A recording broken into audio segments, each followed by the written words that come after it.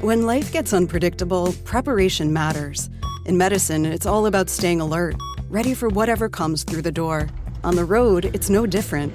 That's why Volvo designs vehicles to help anticipate risk, reduce harm, and protect lives. The Volvo XC90's advanced safety systems inspire confident decisions wherever the road takes you. The Volvo XC90, for life. Proud sponsor of the Pit Podcast. Learn more at volvocars.ca/safety.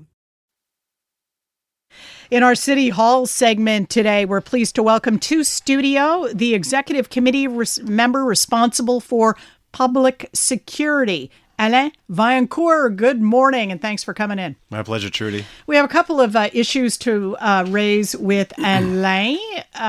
One of them I'm going to hold. That's the $100 million money that's being held up by the province coming from the feds, but Quebec doesn't want to distribute it. I have a feeling that Alain Vaillancourt has some sharply worded comments about that to come. First, though, Alain, I want to talk to you about this new hotline that people can call to report safety hazards in the metro. So these would be situations where you might see someone who seems to be in psychological distress, somebody who's shooting up, somebody who's engaged in antisocial behavior of some type. It's a non-emergency line, 1-888-786-1199 that would bring services. How effective does the City of Montreal think this is going to be to improve the feeling that you are safe in the metro?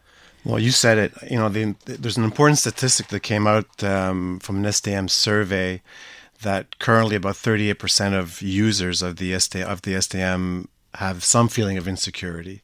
So that's serious. We have to take that seriously. We are doing that. So we've put a lot of efforts into making the metro more secure. The SPVM, which I oversee, has changed their whole strategy. As a consequence, we have faster response times, we have more police officers, we're arresting more people for the crime aspect in the metro. And the SDM also has put in a whole bunch of measures. One of the measures that they just put in now is this hotline, which is for non-emergency measures. But, you know, if it is an emergency and you have to use this because you're faced with a situation where you can't talk on the phone or something, I mean, go ahead and you can use it, and it's dispatched to people who will dispatch the right people to your situation, either the police, special constables. The SDM has a whole unit of special constables in the metro. Along with this announcement, they announced that they've hired 15 extra special constables. So by the end of December, there'll be over 200 in the metro system, along with ambassadors, along with we have social workers and des intervenants sociaux, I should say, with MIS. So we've made a really huge concerted effort to address the fact that there's some people that don't feel safe in the metro, and this is just another measure that's put in place to alert if you see something.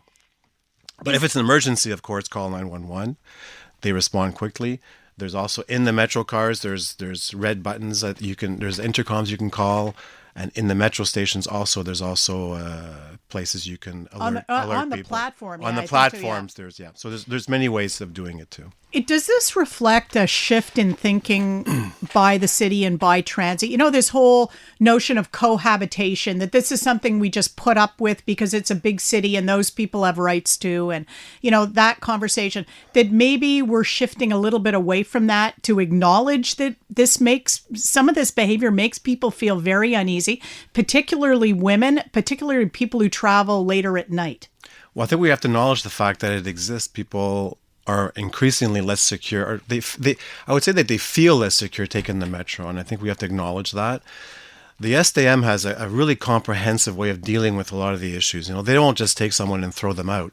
They have shuttle buses bringing them to shelters. They have social workers along with the CIUS helping. The police have special units, mixed units with health workers. The SDM has a whole protocol as to how to deal with someone who's disturbing. Before they act to put the person out, you know, they'll make sure that they're safe. They try and get people to help them. So that's the whole aspect, I would say, the homelessness issue that we're finding in the metro. But then mixed in with that is all the crime aspect. You know, there's dealers in there, there's people using the SPVM, and that's where I open the segment saying that the SPVM really has focused on that aspect to make it safer. I mean, if you're dealing in a metro, we have to deal with it. So the arrests have increased, police presence have increased. So I wouldn't say the strategy. I would say the strategy has changed to make sure that we deal with the real issues in the metro and why people don't feel safe. The metro is actually very safe, but that's different than someone not feeling safe, and that's what we have to address, and that's what we're doing with all these different measures. Let's talk now about that $100 million in federal funding that has been set aside for initiatives addressing homelessness, because part of the money seems to have become a political tug of war between the CAQ government here in Quebec and the feds. And as a result, I think cities are getting caught in the middle of this. With this money sitting there and so desperately needed in Montreal, our mayor has come out, Valérie Plante has come out and said, we need this money. What can Montreal do? Well, it's I do have a lot of things to say about this. It's actually crazy insane that there's $100 million in Quebec City that's tagged to help people in homelessness situations and for the homeless. 50 million of that is tagged for Montreal that we're waiting for. We have a lot of organizations ready to up the services for the homelessness. We need more shelters. We have a project to have des maisons mobiles to modular homes, temporary homes, modular homes to go ahead. We know we're finalizing the financing for that. It can help for that aspect. That $50 million will not solve the homelessness problem, but it will go a long way to making sure that people have beds in the winter, shelters, that the organizations on our streets in the city have the funding to help the services. It's one thing having a shelter, but all these people need services. So, the mayor has come out strong. I come out strong when I can. We need this money. The money is, for political reasons, it's just not here in Montreal right now, and that's just unacceptable. So, I cry out again for the government to give us the money that's due to us for us to deal. It's, the homelessness issue is a provincial issue. Montreal does a lot to try and patch it and to do as much. We spend millions to try and make things better. Ultimately, the government has to step up. They have the money, and we need it here in Montreal. But is there nothing, aside from shouting from the rooftops as you've been doing, you and the mayor, is there nothing Montreal can do except call public attention to this craziness? Well, the money is in the hands of Quebec City right now. So we're putting the pressure on all levels of government. And we've shown that when all levels of government work together, we can make a dent in the homelessness issue, and that's what we need. Montreal is limited as to, financially as to what we can do in a provincial jurisdiction. We do everything we can. I patrol regularly with some of the police. I patrolled last week with the Station 21 here. And the situation in the street is dire. There's the homelessness people are getting younger.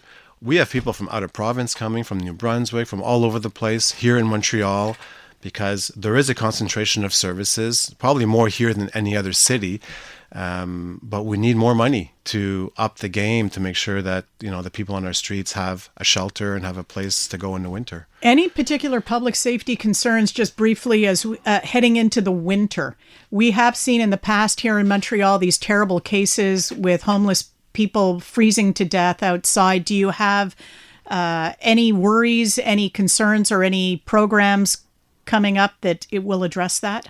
Well, there's huge concerns that there won't be enough room in shelters for the winter. Right now, what I hear, I went last week with patrolling, and I met a lot of workers on the street. Right now, the issue of resource places for people isn't that dire currently, but we know that when winter comes around, it's 1 month from now, it's already -1 this morning, that everyone will be, moving into looking for warmer places to go. And there is a lack of spaces right now in Montreal for warm. We're trying to open up as many as we can. It's not under all our control. We need workers, we need sites, we need the CIUS to pick up the health sector. So we're doing everything we can to open up more shelters. We have to consolidate those that are there also to make sure that those are there, stay there, have the right resources, and people don't burn out and close the shelters. So on our end, we're doing everything we can, but we need help from Quebec City, and we need the money to open more shelters, to consolidate, and to do a lot more for the organizations. Alain, thanks very much for coming Thank you into the very studio much. today. Alain Vaillancourt is the person on the executive committee of the City of Montreal who's responsible for public security.